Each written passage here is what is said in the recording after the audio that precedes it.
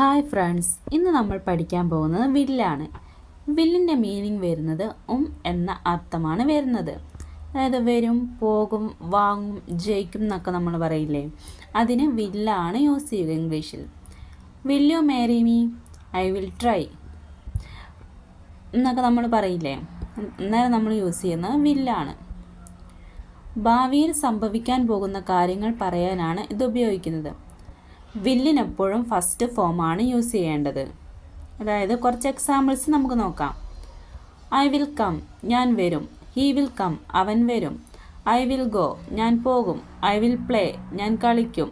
I will come, ഞാൻ വരാം. ഞാൻ പോകാം.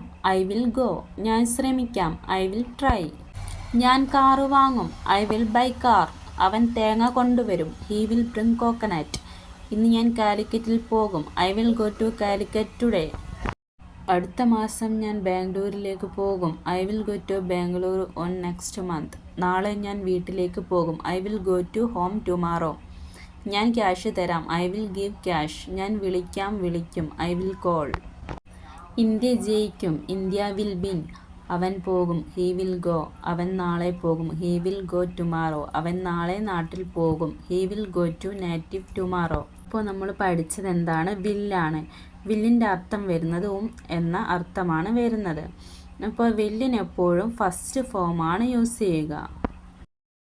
ഇനി നമ്മൾ പഠിക്കാൻ പോകുന്നത് വിൽ നോട്ടാണ്. അതായത് വിൽ നോട്ട് എന്ന് പറഞ്ഞാൽ വരില്ല എന്നൊക്കെ പറയില്ലേ, അതാണ് വിൽ നോട്ട്. അപ്പോൾ ഞാൻ വരുമെന്ന് പറയുമ്പോൾ ഐ വിൽ കം എന്ന് പറയും. ഞാൻ വരില്ല എന്ന് പറയുമ്പോൾ എങ്ങനെ പറയും? I will not come. ഞാൻ നാളെ വരില്ല. I will not come tomorrow. ഞാൻ പറയും. I will tell. ഞാൻ പറയില്ല. I will not tell. ഞാൻ ആരോടും പറയില്ല. I will not tell anyone. ഞാൻ നാളെ വിളിക്കും. I will call tomorrow. അപ്പോൾ നമ്മൾ ഇന്നത്തെ ക്ലാസ്സിൽ എന്തൊക്കെയാണ് പഠിച്ചത്? വില്ലും വിൽ നോട്ടും. വില്ലിൻ്റെ കൂടെ എപ്പോഴും ഫസ്റ്റ് ഫോം മാത്രമേ യൂസ് ചെയ്യുകയുള്ളൂ, അതെപ്പോഴും ഓർത്തിരിക്കണം.